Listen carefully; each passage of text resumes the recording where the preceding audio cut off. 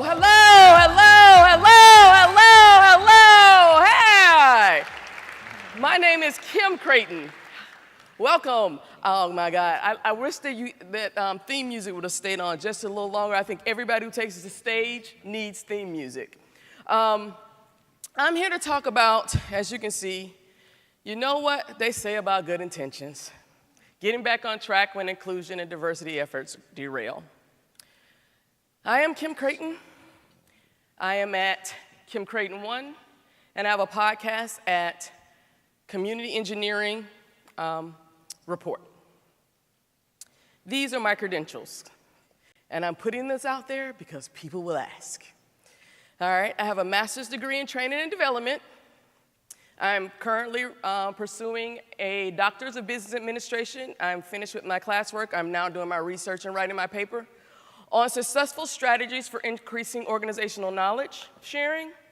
And I'm also turning a recent blog post that I wrote, how to leverage organizational culture for competitive advantage, into a book. So that tells you who I am. This presentation is, unlike the other ones I do, this is highly research-based. So this is based on, I love when my work and my schoolwork come together. That means I don't have to do extra work. And so my theory that I'm using for my work is by Peter Singh, and it's about learning organizations. So, beginning in August, got 2 emails. One was from Node Interactive. One was for November. Both said, hey, we would love for you to be a keynote speaker and come to talk about inclusion and diversity. I was like, wow, that's great. I only entered tech 3 years ago. I did the development thing and realized, hey, I have skills outside of development that other people don't have. I can speak tech to techies and non-tech to so I'm like that bridge. So I was like, okay. So I started speaking about mentoring junior developers because I got sick of all people saying, learn the code, it's easy. Learn the code, it's easy. Bull. Without someone out there helping guide this path, this is the Wild West. We're making this up as we go. This is unlike any other industry I know. What other industry says, hey, come in. You don't have to be an expert, and you can make mistakes. No other industry. So I was very excited. I was tweeting about, oh my God, I'm going to be Keynote Interactive in November until August 21st. When Node.js community seemed to blow up on Twitter. I was actually just come back from a conference, so I was asleep. And my DMs were filled with, oh, I heard you saw that you're gonna be keynoting, you need to hear about these things. So I reached out to both committees and said, I'm gonna abstain from saying anything about what's going on Twitter and Reddit and everything else. And I'm just gonna sit back and watch and see what happens. Cool.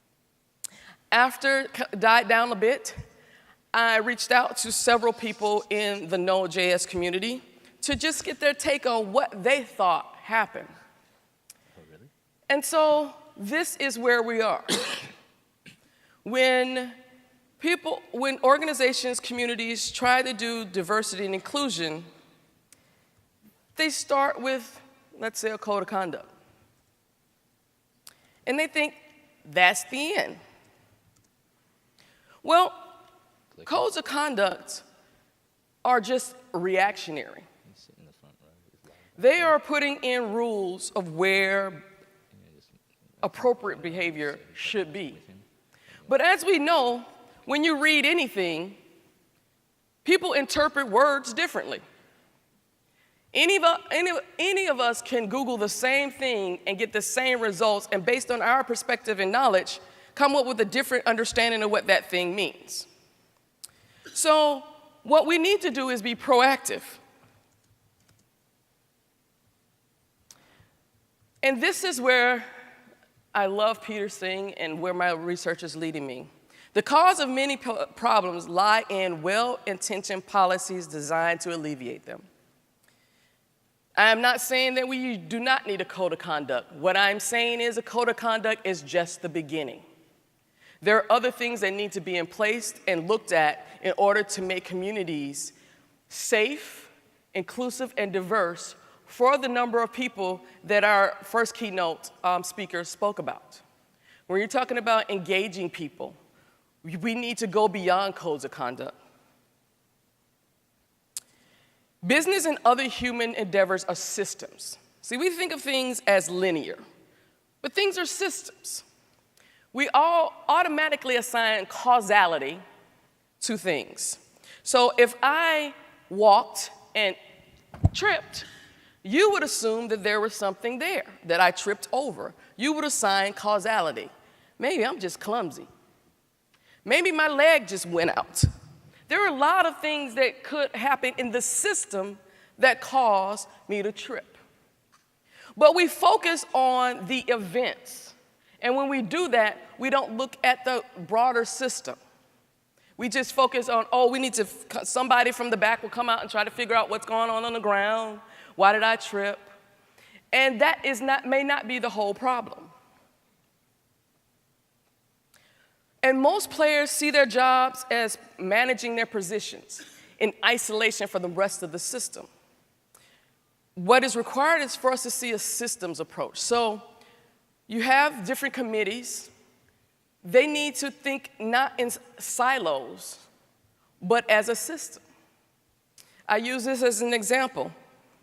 When marketing makes a decision and they don't communicate that decision to sales, and they add other things to the sales process, salespeople think, what's wrong with these people? They're making my job harder.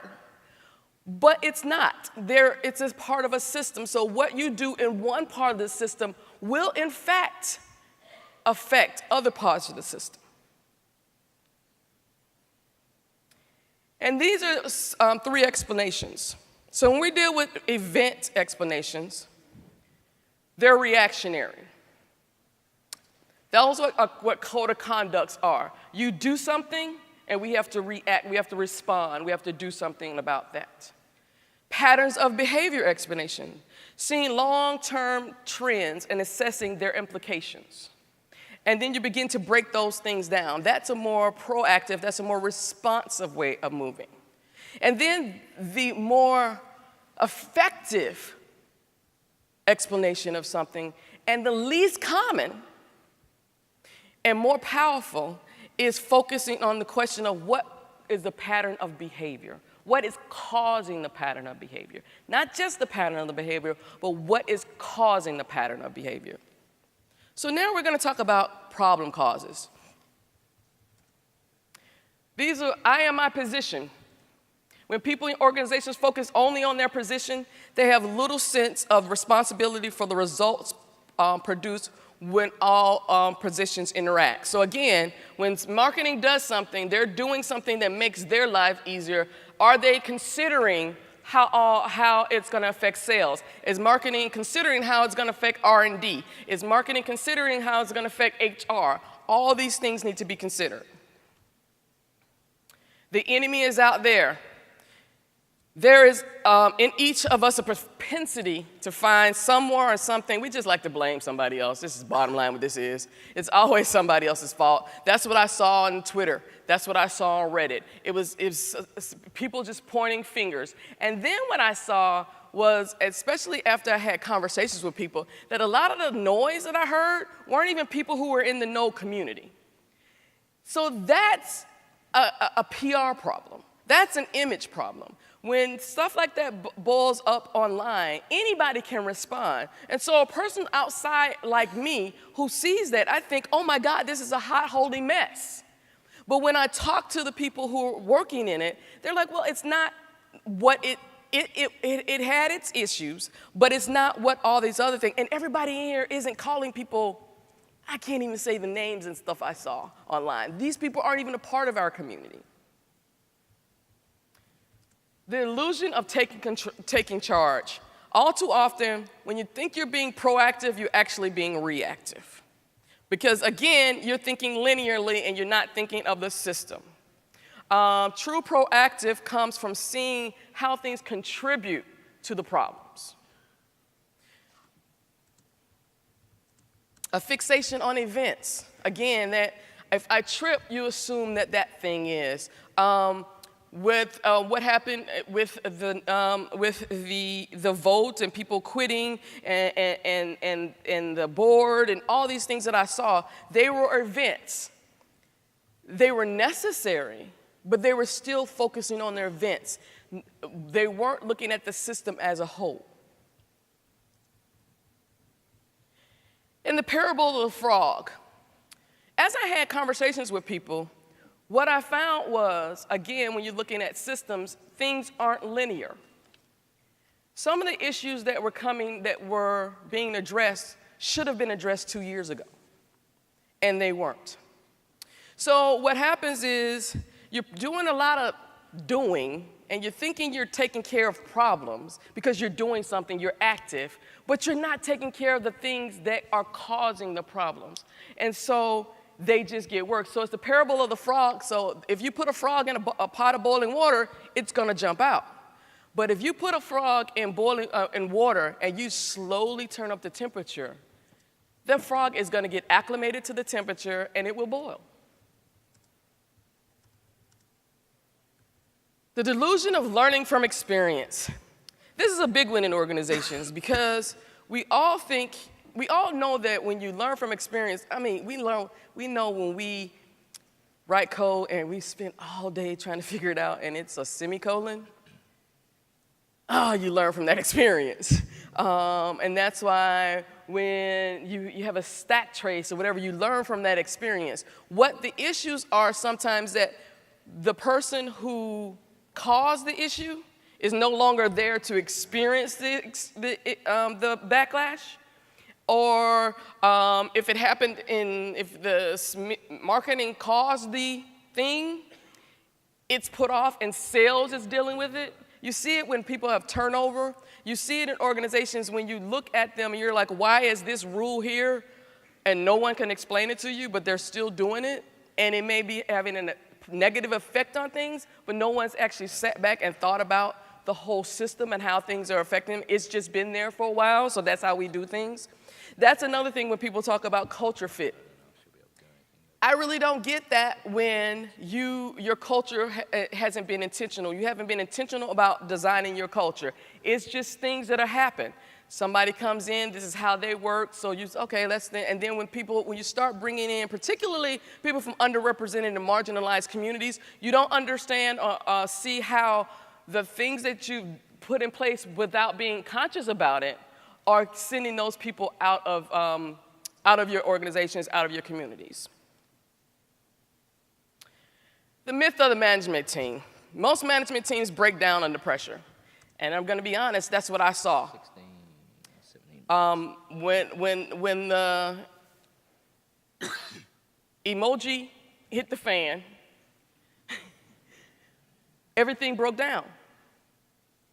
Most managers find collective inquiry inherently threatening. So I'm going to go from an organizational perspective. Most managers, again, this is the only industry I know where you are not hired as an expert and can make mistakes.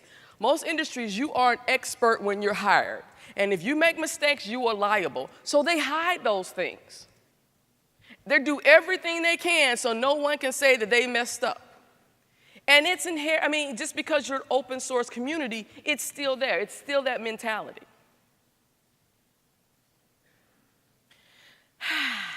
I just wanted to take a cuteness break. Look at that face. Then there are the problem truths. Today's problems come from yesterday's solutions. Again, most people who cause those yesterday solutions may not even be there anymore. So we don't even know why they put them into place, if they're solving today's problems or what.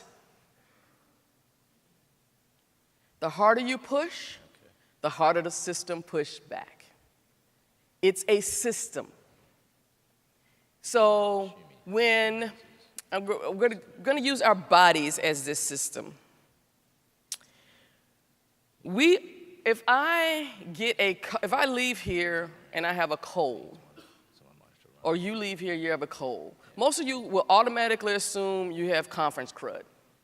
That you got something from somebody at the conference, you've been in these closed spaces or whatever. But that may not necessarily be so. You may have done something to your body and it is now just showing up. So the harder you push, so I'm taking stuff, I'm getting drugged, I'm going to sleep and nothing's happening. And it's actually getting worse because I'm not dealing with the problems.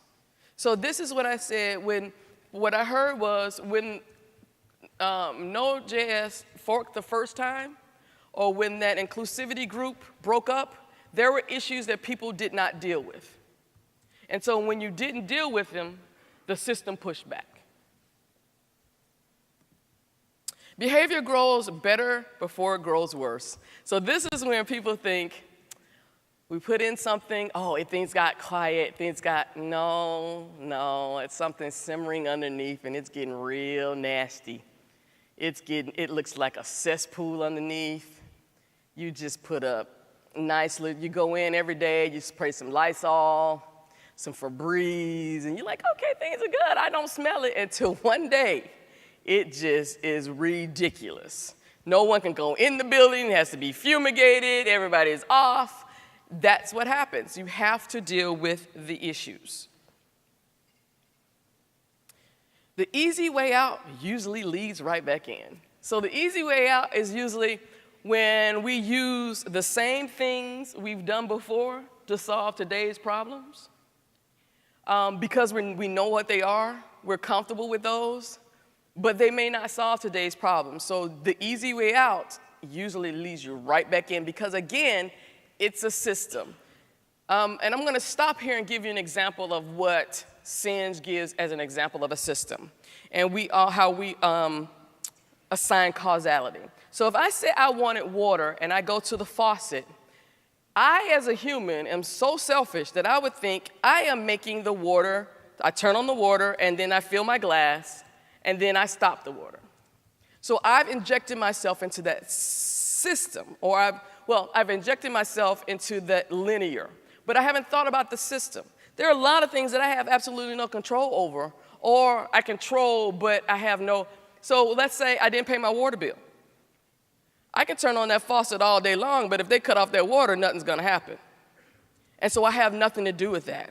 Or I really don't have anything to do with how much pressure comes into my house.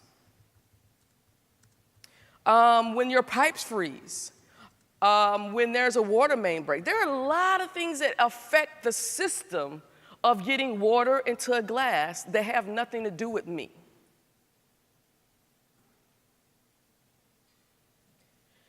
The cures often can be worse than the disease.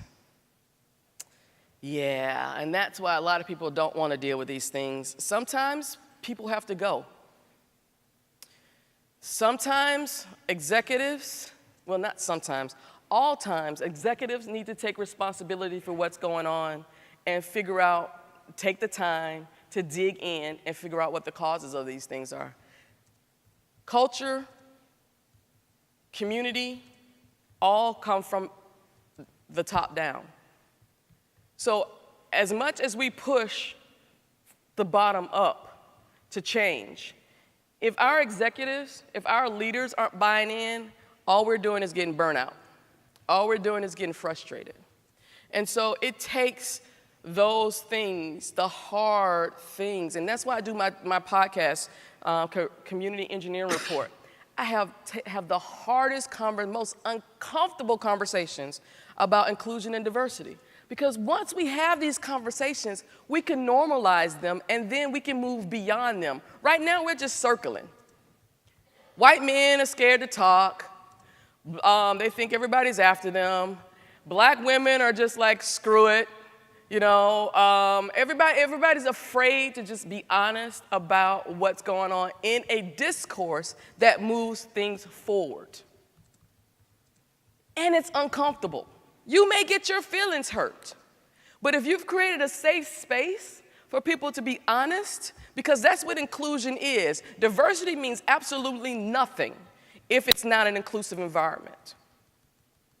People who are sitting at the table need to have a voice. And it's going to make you uncomfortable. So white men, when I have people on my show who bring up the subject who are white men, I have them speak to that for you, because as a black female, I cannot have that conversation. I cannot speak to that because that's not my experience. But you need to make room for other people, because when you have other people, research is showing us time and time again, when you have other perspectives, and it's not just about gender and race, it's about people in different time zones, it's about people with different disabilities, it's about all kinds of inclusions. When they're sitting at a table and they have a voice, you make better products and services. Faster is slower. This is another reason why this is painful. We want immediate results. We want to do something, get a result, and then we can say, oh, it's solved. But no. If we haven't got to the cause of it, it's not. And it slows the process when you could have put in the time up front. Yes, it's hard up front. It's very hard up front. But put in the resources and time up front so that you can reap the benefits on the back end. So how to leverage organizational culture for a competitive advantage is about, while you're iterating your product or service, you're iterating your culture. The cause and effect are not closely related in time and space. I've talked about that. Just because it happens now, that doesn't mean that was the cause. Small changes can produce big results, but the areas of highest leverage are often less obvious. So I'm going to give an example of, let's say you have a code of conduct in place and you want to talk about sexual harassment. So you put the code of conduct in place and everybody reads it. But everybody's going to have a different interpretation of what sexual harassment is. So what you want to do is do something in front of that. So after everybody signed the code of conduct, agree to it or whatever, then you want to have a training. This is what sexual harassment is. And you want different people's opinions talking about what sexual harassment is. And then you want to go a step further, because what you want to talk about is this is what sexual harassment looks for people who are in power. Because it looks different from a peer level than when you are a manager, supervisor, or executive, and how your position of power makes people believe or feel that they have to give in. Once you've done that education, then you say, and if there's a problem, now you can direct somebody back to, you remember this training? Remember what we talked about? But when you just have a code of conduct, everybody, you're not assured on the front end that everybody has the same definition of sexual harassment. You can't have your cake and eat it too, but not at once. So that's the same thing as you got to do the work up front, do the hard work, and then you can have both your cake and eat it too. Dividing an elephant in half does not produce two small elephants. So it's the whole thing of, just the silos. Just because you fix something in one end, that does not mean it does not affect the whole elephant. It's perspective. I tell this example of, if we're at a figure drawing class, and there are 10 people sitting in a circle, and there's a nude figure in front of us, I can only draw from the perspective I have. I can guess what's on the other side, but that's all that is guess. I don't have the perspective of only what I see, but it's when all 10 of us get together with our drawings that I now get a fuller picture of what that figure looked like and perspectives that I didn't have. And the last one, there is no blame. Stop blaming each other. I'm going to say this, and they may edit it out, but shit happens. It happens. You're human. Particularly when you're building something like node.js or anything else, you're so focused at the beginning on getting the code right and getting people to buy in, and you're not thinking about these things. It's only when people start wanting to say, knocking on the door, hey, I want to come in, then you're like, oh crap, how do we get them in? So stop blaming each other. You're a community. Community has to be a safe space for all.